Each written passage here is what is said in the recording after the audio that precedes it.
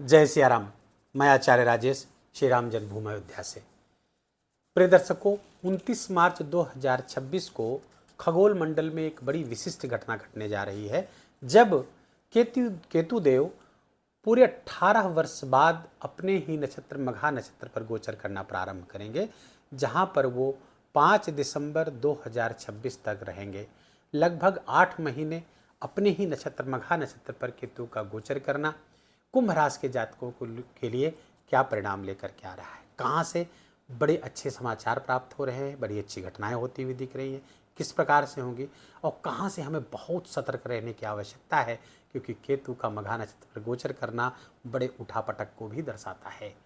इसके बारे में विस्तार से जानेंगे। आइए समझते हैं केतु क्या है। केतु आध्यात्मिकता है, स्पिरिचुअलिटी है, मोक्ष का कारक है, मुक्ति का कारक है, डिटैचमेंट का कारक है। और ये जा कहाँ रहा है? मघा नक्षत्र पर है। मघा नक्षत्र सिंहासन का नक्षत्र है, क्योंकि इसकी आकृति 5 तारों का नक्षत्र है। ये गंडांत नक्षत्र है, ये गंडमूल नक्षत्र में आता है, अशुभ नक्षत्रों में आता है मघा नक्षत्र, लेकिन ये सिंहासन दिला देता है ऐसा नक्षत्र। मघा नक्षत्र में जन्मे हुए जातक जो विशेषकर तीसरे चतुर्थ चरण में पैदा होते हैं, वो सिंहासन प्राप्त करते हैं साहब।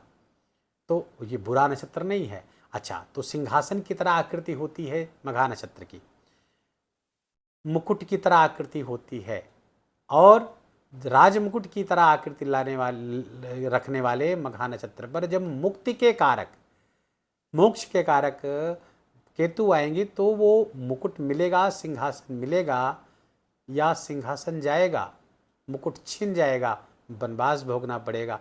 कैसा परिणाम प्राप्त होगा, इसी को हमें जानना समझना होगा। केतु का यहाँ पर गोचर करना कुंभ राशि के जातकों के लिए, केतु आपके चतुर्थ भाव के स्वामी होते हैं। चतुर्थ भाव पर वृश्चिक राशि के कोलार्ड होते हैं। गोचर कहाँ कर रहे हैं? पंचम स्थान पर गोचर कर रहे हैं। तो केतु यदि आपकी जन्म लग्न कुंडली में अच्छे परिणाम देता हुआ दिख रहा है, अच्छा परिणाम देता है, तो निस्संदेह केतु का ये गोचर कुंभ राशि के जातकों के लिए बहुत शानदार परिणाम लेकर के आया है। लेकिन यदि केतु अच्छे परिणाम नहीं दे रहा है, तो ये केतु बहुत सारी समस्याओं को भी जन्म देने वाला है कुंभ राशि पर गोचर करते हुए, मघा नक्षत्र पर गोचर करते हुए, क्षमा करिएगा। तो मघा नक्षत्र पर गोचर करते हुए केतु कैसा परिणाम देगा? तो पहले तो इसको जानने के लिए कि आपकी जन्म लग्न कुंडली में केतु परिणाम कैसा दे रहा है, उसके लिए हमें D9 देखना पड़ेगा। D9 में अंसा रूलर देखना पड़ेगा। अंसा रूलर में वो देव नवांश में है कि मनुष्य नवांश में है कि राक्षस नवांश में, उस आधार पर तय होता है। एक जटिल प्रक्रिया है, लेकिन सामान्य तौर पर इसको हम अपने बिहेवियर के आधार पर भी जान सकते हैं कि केतु आपको कैसा परिणाम दे रहा है। केतु आध्यात्मिकता का कारक है, धार्मिकता का कारक है। तो यदि ये सब चीज़ें आपके बिहेवियर में हैं, आपके सोच में हैं, आपके गुणकर्म स्वभाव में ये सब चीज़ें हैं, नैतिकता, धार्मिकता, सच्चाई, दूसरों की दुख पीड़ा समझना, उनको देख करके दुखित होना और उनकी उसकी मुक्ति का प्रयास करना, और अपना नुकसान करवा करके भी दूसरों को लाभ देना, ये सब यदि आप में प्रवृत्ति है, तो केतु का प्रभाव आप पर अधिक है।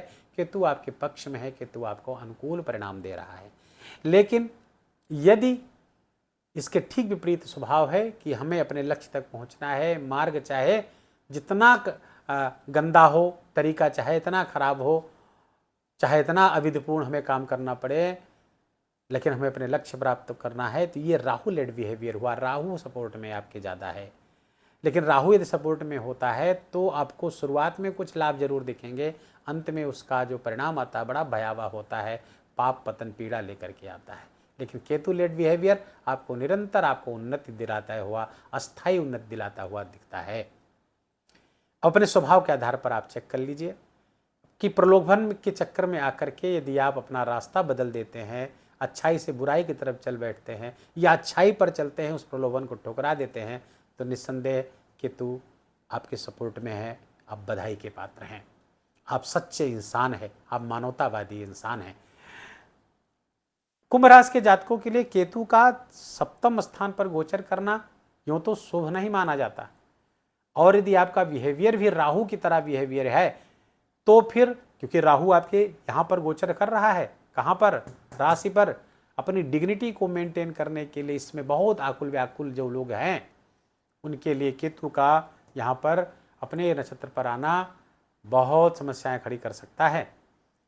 और केतु यदि बुरा करने पाया तो तलाक करा सकता है, गृहस्थ जीवन में समस्याएं पैदा करा देगा, या फिर आपकी जो पार्टनरशिप में कोई बिजनेस आदि है वहाँ पर समस्या कराए देगा। जॉब, क्योंकि दसम से दसम आकर के इसको एक्टिवेट करेगा, नकारात्मक रूप से जॉबलेस हो सकते हैं। आपको रिजाइन करने का शौक चल रहेगा कि नौकरी बदलने का शौक आपको बढ़ेगा। ये सब बहुत भयावह चीज़ें, वो बहुत बहुत ही पीड़ादायक परिस्थितियाँ पैदा कर सकती हैं। लेकिन यदि आप अच्छे सच्चे व्यक्ति हैं तो यही केतु आपको बहुत आगे बढ़ाने वाला है। काम त्रिकोण पर बैठा हुआ केतु कामनाओं को पूरा करेगा, और यहां से काम त्रिकोण पर बैठ करके ही काम त्रिकोण को ही एक्टिवेट करेगा, इसलिए मनोकामनाएं अवश्य पूरी करेगा। दसम से दसम है, कैरियर की उन्नति कराएगा, स्वयं के भी और आपके जीवन साथी की भी कैरियर की श्रेष्ठता दिलाएगा।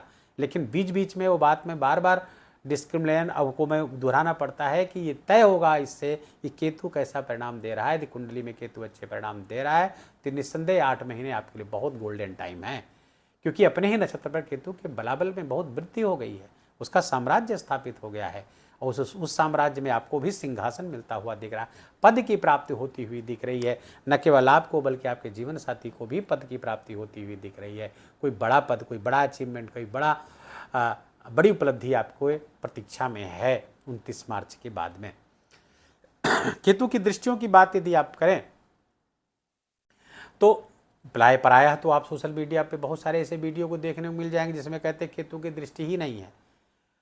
तो उनके काउंटर में तो मैं एक ही बात कहता हूँ कि महर्षि पाराशर, महर्षि जैमिनी, महर्षि भृगु, ऋषि से बड़े ज्योतिषी तो हम नहीं हो सकते, उनसे बड़े ज्ञानी तो नहीं हो सकते। जब उन्होंने अपने ग्रंथों में लिख दिया कि केतु की दृष्टि होती है तो बस होती है, दैट्स ऑल। उसमें बहुत अपना छोटा दिमाग लगाने की आवश्यकता नहीं है। ऋषियों ने बहुत सोच समझ कर लिखा होगा, और आप इसकी वैज्ञानिक रूप से व्याख्या करें तो भी सच्चाई प्रतीत होती है कि केतु कोई स्थूल व्यक्ति तो है नहीं कि उसका सर कट गया तो उसके आँख नहीं तो देखेगा कैसे। केतु तो एक एनर्जी है, एक ऊर्जा है, तो ऊर्जा का निक्षेप वो विशेष विशेष डिग्री पर अन्य ग्रहों की तरह करता है। तो केतु की 5 दृष्टियां हैं, 5वीं दृष्टि वो देखेगा आपके इनकम के भाव को, इनकम के तरीकों में परिवर्तन करता हुआ दिख रहा है। परिवर्तन सकारात्मक होगा, बढ़ेगा। अपने कनेक्शन से, अपने रिलेशन से आप अपनी इनकम को बढ़ाते हुए दिख रहे हैं। धनागमन बढ़ता हुआ दिख रहा है। पद प्राप्ति की बात बार बार निकल के आ रही है। कोई बड़ा पद आपको प्राप्त हो सकता है, सिंहासन आपको प्राप्त हो सकता है, बशर्ते कि आपका बिहेवियर केतु की तरह हो। केतु की 7वीं दृष्टि आपके राशि स्थान पर पड़ रही है, राशि पर बैठेगा तो केतु की दृष्टि यहाँ पर आपको थोड़ा सा मिस कैलकुलेशन का शिकार करा सकती है। इसलिए बहुत कैलकुलेटिव तरीके से काम, निर्णय लेने की आवश्यकता आपको रहेगी। कोई भी निर्णय लेने जा रहे हैं, कोई बड़ा काम करने जा रहे हैं या कोई भी काम करने जा रहे हैं तो बहुत सोच समझ कर करें। अपने लोगों से, अपने जो मेंटर्स हैं, अपने बड़े बुजुर्गों से राय लेकर के ही उस पर कोई निर्णय, अंतिम निर्णय लीजिए। जल्दबाजी में कोई निर्णय लेंगे तो मुंह की खानी पड़ सकती है, परेशानी में पड़ सकते हैं। केतु की जो 9वीं दृष्टि है 3य भाव पर पड़ रही, ये भी काम त्रिकोण है, तो काम त्रिकोण को एक्टिवेट कर रही, उपचय स्थान है। केतु की यहाँ पर दृष्टि आपके पराक्रम पुरुषार्थ में वृद्धि लाती हुई दिख रही है। पराक्रम पुरुषार्थ बढ़ने वाला है और तदनुसार उसके परिणाम भी आएंगे। छोटे भाई बहनों का साथ मिलेगा, भाग्य का भी सपोर्ट यहाँ पर प्राप्त होगा।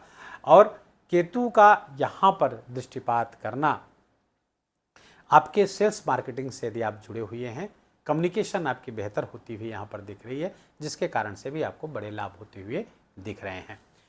केतु का ये समग्रता से परिणाम आ गया, आपने समझ लिया कि केतु हमें कैसे कैसे परिणाम कहाँ से दे सकता है। लेकिन केतु यहाँ पर 7वें स्थान पर जब गोचर कर रहा हो तो इस बात का हमेशा ध्यान रखें कि जीवन साथी के साथ या अगर पार्टनरशिप में बिजनेस आपका है तो वहाँ पर बहुत सावधान रहने की आवश्यकता है। ईगो टकरा सकता है और ये सप्तमस्थ केतु सेपरेटिव होता है, तलाक करा सकता है और आपको डाइवोर्स तक ले जा सकता है। जिसके मैट्रिमोनियल डिस्प्यूट्स चल रहे हैं, पहले से वैवाहिक विवाद चल रहे हैं, यहाँ पर केतु निस्संदेह उनको सेपरेट करा सकता है। केतु की दशा भी यदि आप महादशा अंतरदशा भी चल रही है तो ये और भी घातक हो जाएगा। तो यहाँ पर सावधान रहे, इसीलिए केतु के उपाय करने की आवश्यकता है। और भी कारणों से उपाय करने की आवश्यकता है, क्योंकि केतु जब मघा नक्षत्र पर गोचर करता है, जैसे मैंने बताया कि सत्ताधीशों की सत्ता खतरे में आ जाती है, वो बदल जाती है, प्रकृति न्याय करने पर उतारू हो जाती है, प्राकृतिक न्याय होते हैं, जगह जगह पर संघर्ष छिड़ जाते हैं, जनता में आक्रोश पैदा होता है। इस कारण से आर्थिक मंदी भी यहाँ पर आती हुई दिख रही है। और यदि मेदिनी ज्योतिष की बात करें, मंडेन एस्ट्रोलॉजी की, तो केतु जो है वो पेट्रोकेमिकल्स का कारक होता है, कच्चे तेल का कारक होता है, गैस पेट्रोलियम का कारक होता है, रासायनिक उत्पादों का कारक होता है केतु। और जब ये अपने नक्षत्र पर आएगा तो इन सब के दामों में बढ़ोतरी होगी। और दाम न केवल दामों में बढ़ोतरी होगी, इनके मूल्यों में अभूतपूर्व बढ़ोतरी होगी, बल्कि इनकी उपलब्धता भी घटेगी, जिसके कारण से बहुत सारी समस्याओं का सामना पूरे विश्व को करना पड़ सकता है। आर्थिक मंदी के खतरे तो बने ही हुए हैं। तो पहला तो धन को बहुत बचा कर रखें, आप व्यय न करें, जहाँ ज़रूरी हो वहीं खर्च करें, डिपेंडेंसी वाहनों पर कम करें, जिससे आपका पैसा बचे। कुल मिलाकर सारा फोकस पैसा बचाने पर है। और केतु चूंकि भक्त है, भक्ति की तरफ अपने मन को लगाइए, मंत्र जप आदि करिए। काल पुरुष की कुंडली में 5वीं राशि भक्ति के भाव में आती है, सिंह राशि। तो भक्ति करें, मंत्र जप करें, नाम जप करें, इससे केतु के परिणाम में आपके प्रति अनुकूलता आएगी। उपाय क्या करें? उपाय कुछ इस तरह है कि केतु हर महीने मघा नक्षत्र पर एक बार मघा नक्षत्र पर चंद्रमा आते हैं, तो उसे गूगल कर लेंगे तो पता चल जाएगा कि अप्रैल महीने में मघा नक्षत्र पर चंद्रमा कब आएंगे। तो ऐसे दिसंबर तक जब जब चंद्रमा मघा नक्षत्र पर आए तो अपने पितरों के निमित्त श्राद्ध और तर्पण करिए, क्योंकि मघा नक्षत्र के जो अधिदेवता होते हैं वो हमारे पितृ देवता होते हैं, हमारे पूर्वज होते हैं। उनके निमित्त किया हुआ श्राद्ध और तर्पण पितरों को प्रसन्न करेगा और पितर हमारे अदृश्य सहायक के रूप में काम करना प्रारंभ कर देंगे। तो पहला और सर्वोत्तम उपाय मैं बता दिया आपको।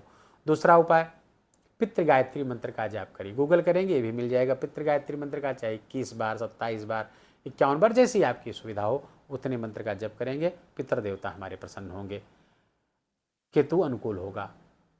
और शिवलिंग पर शनिवार सोमवार शहद से अभिषेक करेंगे, इससे भी केतु प्रसन्न होते हैं। और एक विशिष्ट उपाय यह है कि महर्षि व्यास द्वारा विरचित जो नवग्रह स्तोत्र है उसमें केतु का स्तोत्र आता है, पलाश पुष्प संकाशम तारकाग्रह मस्तकम रौद्रम रौद्रात्मकम घोरम तम केतुम प्रणमाम्यहम्। इस मंत्र का जप मस्तक पर केसर का तिलक लगाकर सिख पर और शिखा धारण करके यदि आप करते हैं तो निस्संदेह केतु कैसा भी हो आपको अनुकूल परिणाम अवश्य देगा। वीडियो को यहीं विराम देंगे। वीडियो अच्छा लगा हो, आपके काम का लगा हो, मेरा बोलना आपका सुनना दोनों सार्थक हुआ तो कृपा करके इस वीडियो को लाइक करिएगा, अपनों के साथ इसको शेयर करिएगा, उनको भी इसका लाभ दीजिए। कमेंट में जाकर जय सिया राम लिखना बिल्कुल भी मत भूलिएगा, मेरा विशेष निवेदन, विशेष आग्रह आपसे। चैनल पर नए तो इसको सब्सक्राइब कर लीजिए, बेल आइकन की घंटी दबा लीजिए और प्लीज़ अपना बहुत बहुत ख्याल रखिए। जय जय सिया राम।